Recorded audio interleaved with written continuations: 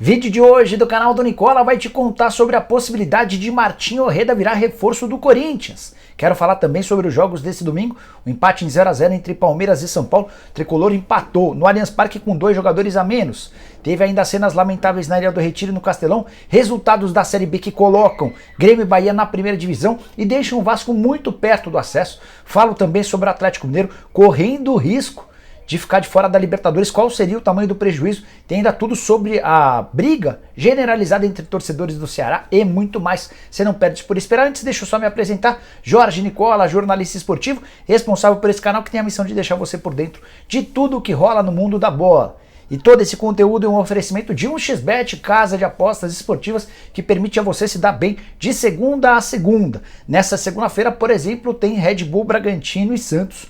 Jogo em Bragança Paulista, o empate pagando R$ 3,38, cotação bem legal. Na quarta tem São Paulo e Curitiba, jogo atrasado do Campeonato Brasileiro. A vitória do Tricolor paga R$ 1,59, enquanto a final da Copa do Brasil, marcada também para quarta-feira, entre Flamengo e Corinthians, tem o rubro-negro muito favorito. Se o Flamengo vencer 1,63, em caso de empate 4,24. Se der Corinthians, você embolsa R$ 6 para cada real apostado. Para não perder essa oportunidade é simples, pega o link que eu vou deixar no comentário fixo. Já faz seu cadastro, só não esquece de usar o cupom Nicola para ter direito a 100% de bônus no valor do depósito. Combinado? Bora começar o vídeo contando que o Palmeiras garantiu, ainda no sábado, a classificação de forma matemática para a Libertadores de 2023, depois da vitória dos reservas do Flamengo contra o Atlético Mineiro. Só uma explicação básica, não teve vídeo na manhã desse domingo, motivo nobre. Eu e Fernanda estávamos trazendo o Matheus para casa, ele teve alta na maternidade, nasceu na quinta-feira, tudo ótimo com ele, mas por conta de todo esse protocolo precisamos trazer ele e tô gravando esse vídeo no domingo apenas esse horário, beleza? Bora contar sobre essa história que vem de Portugal. O jornalista chamado Luiz Pinto Coelho trouxe a informação de que o Corinthians, em caso de título da Copa do Brasil, pretende utilizar parte da grana para contratar um jogador que pertence ao futebol argentino. A relação é meio esquisita, né? É um jornalista português falando de um clube brasileiro, de um reforço da Argentina. Vou tentar te ajudar a entender qual o nexo dessa história. Luiz Pinto Coelho garante ter essa informação baseado em fontes que ele tem em Portugal, porque uma das alternativas para o Orreda, que pertence ao Godoy Cruz, seria de se mudar para o futebol português. Atleta que era namorado, especulado por muito tempo pelo Botafogo. O John Textor tentou várias vezes contratá-lo. Vasco com a 777 também esteve na parada. O Orreda também foi especulado no Palmeiras, embora o Palmeiras nunca confirmou esse interesse. Já em relação a clubes do exterior, o Dinamo Zagreb é o mais interessado ou interessado há mais tempo, e esse suposto interesse dos portugueses surgiu mais recentemente.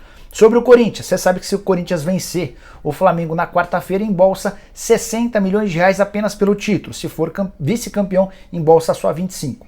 Outra coisa importante que eu queria contar para vocês a respeito do Orreda. Jogador muito bom, talvez um dos principais atletas do campeonato argentino na atual temporada, 42 partidas, 13 gols e 14 assistências. Esses são os números do atleta do Godoy Cruz nessa temporada.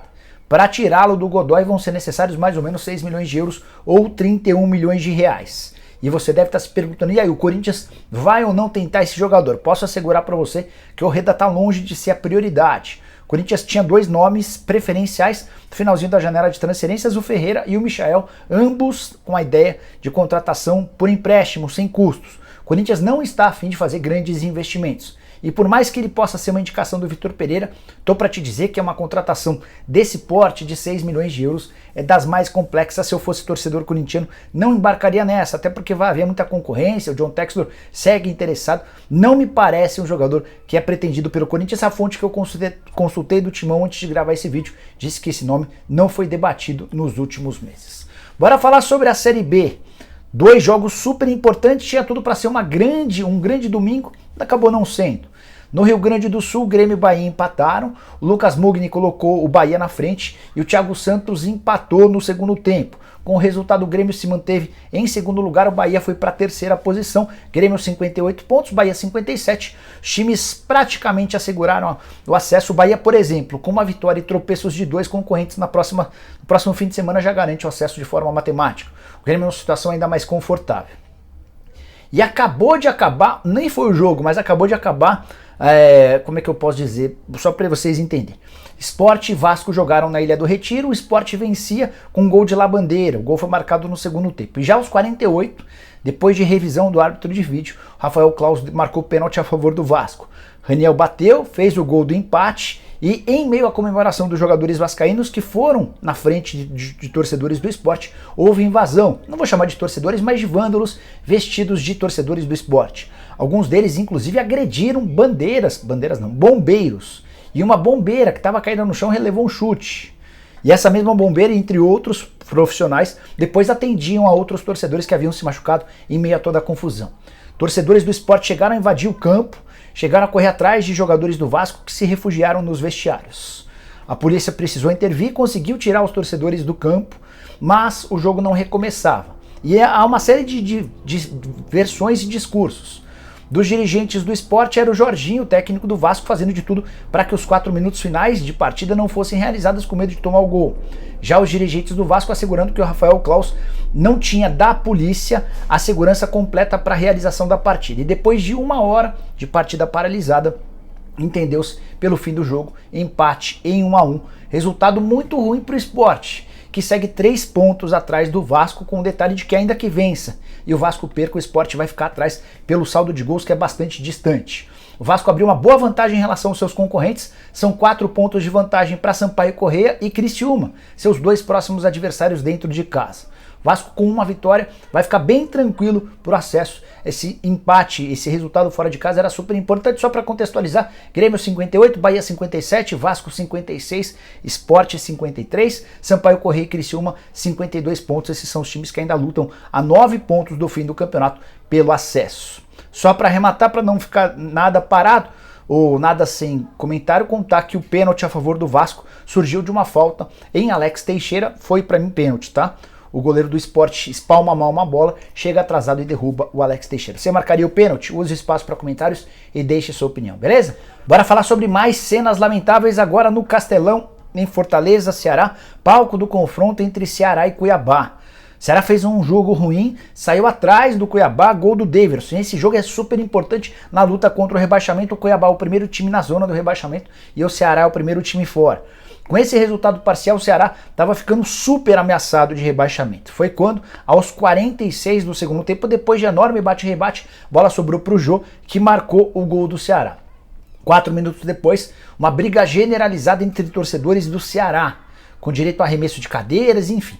E torcedores comuns do Ceará, preocupados com a briga, decidiram entrar em campo para se refugiar, para fugir de toda a confusão. Só que depois dessa ação, vários outros vândalos também entraram em campo e começaram a partir na direção de torcedores, ou melhor, de jogadores do Ceará, que precisaram correr para os vestiários, um clima de guerra total. O Luiz Otávio, capitão dos líderes desse elenco, resolveu ficar, foi bastante ameaçado e deu para flagrar imagens do Luiz Otávio chorando, enquanto era ameaçado por torcedores ou por vândalos cearenses. Num país sério, todas essas pessoas que invadiram e causaram confusão seriam presas e impedidas de assistir a novos jogos. Mais do que isso, seriam condenadas. E esses estádios, tanto o Castelão quanto a Ilha do Retiro, ficariam impedidos de receber jogos por bastante tempo. Vamos ver se o STJD, que adora aparecer nesses momentos de fim de campeonato, vai tomar medidas duras para que isso deixe de se repetir. Só para arrematar, quero contar para vocês como é que ficou a classificação para esses 2 times.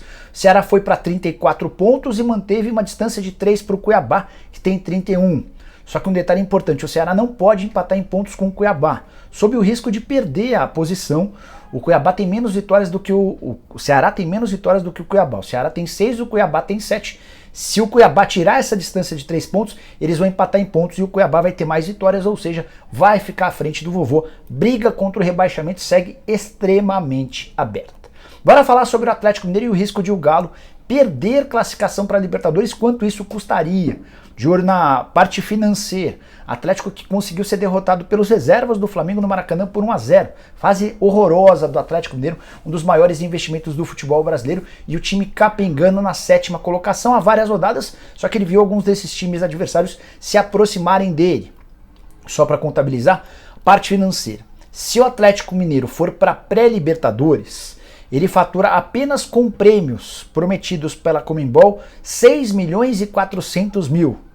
Caso consiga passar pelas 2 fases de pré-Libertadores, estou me referindo a valores pagos pela Conmebol, vai haver uma melhoria. um acréscimo no pagamento dos prêmios da Conmebol para a próxima temporada. Em relação à bilheteria, se imaginar que cada jogo garanta 2 milhões de reais ao Galo, a gente está falando de um pacote só de pré-Libertadores de 10 milhões de reais. Se o Atlético vai à fase de grupos, ele garante mais 3 partidas em casa e o prêmio de 19 milhões de reais. Isso sem falar em mais ou menos 6 milhões de bilheteria. Estou continuando a pensar em 2 milhões líquidos por jogo dentro de casa, 25 milhões. Então você soma os 25 milhões da fase de grupos da Libertadores, mais os 10 milhões e 400, vamos calcular em 10 milhões da pré-Libertadores e estamos cogitando ou falando de uma possibilidade de arrecadação de 35 milhões de reais. É isso que está em jogo nessa reta final de Campeonato Brasileiro. Isso sem falar em uma série de outras receitas, né?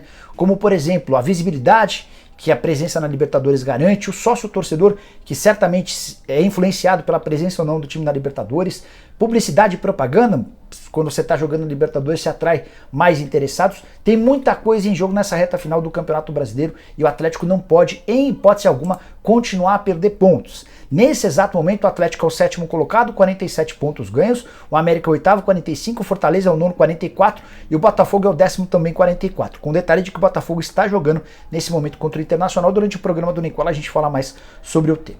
Quero fechar o vídeo para contar a respeito de Palmeiras e São Paulo, que ficaram no empate em 0-0 no Allianz Parque. Grande resultado para o São Paulo, que impediu o Verdão de chegar a 100% de aproveitamento nos clássicos dentro de uma única edição do Campeonato Brasileiro. Isso nunca havia acontecido e não vai ser em 2022. O Palmeiras havia vencido os outros 5 jogos clássicos, 2 vezes contra o Corinthians, 2 vezes contra o Santos e uma no primeiro turno contra o São Paulo. Nesse domingo, o Palmeiras teve várias chances para abrir o placar e chegou a jogar ou terminar a partida com 2 atletas a mais do que o tricolor. É que o Ferrarese, num dos últimos lances do primeiro tempo, cometeu um ato absolutamente idiota. Ele deu uma cotovelada no Danilo. Não foi nem uma cotovelada, foi um soco por trás, acabou recebendo um cartão vermelho. Beraldo, no finalzinho do jogo, também recebeu cartão ao puxar um Hendrick, que foi uma das novidades da etapa final. São Paulo, mesmo com 2 a menos e com 11 minutos de acréscimo, conseguiu segurar o 0-0, fez um bom jogo o tricolor e mesmo com a desvantagem no número de atletas, ainda incomodou alguns momentos, especialmente com o Caleri. Detalhe importante para essa partida, Scarpa desperdiçou uma cobrança de pênalti, bem defendida pelo Felipe Alves, que foi o melhor jogador da partida. São Paulo que busca goleiro para a próxima temporada. Felipe Alves vai precisar de repetição, ou melhor, vai precisar repetir esse nível de atuação algumas vezes daqui até dezembro para se garantir na próxima temporada. Só para arrematar a classificação, como é que fica? O Palmeiras chegou a 68 pontos, pode ver a distância em relação ao Botafogo diminuir para 8, se o pode ver a distância diminuir para o Inter para 8, se o Inter vencer o Botafogo no Rio de Janeiro. A gente está no segundo tempo da partida. O São Paulo, por sua vez, foi para 11º lugar, ultrapassando o Santos. São 41 pontos conquistados e um jogo a menos em relação à concorrência. Se ele vencer o jogo contra o Curitiba na próxima quarta-feira, vai a 44 e entra de vez na briga pela pré-Libertadores. Queria fazer 2 perguntas para vocês antes de encerrar o vídeo. Em que rodada o Palmeiras será campeão brasileiro? E o fato de ter vindo de dois jogos sem vitórias incomoda? Preocupa? Segunda pergunta, o São Paulo ainda tem chance de vaga na pré-Libertadores? O que você pensa sobre os assuntos? Use o espaço para comentários, deixe a opinião. Não esquece também de deixar like e de lembrar que daqui a pouquinho, a partir das 8, estaremos ao vivo com o programa do Nicola. Abraço, tchau!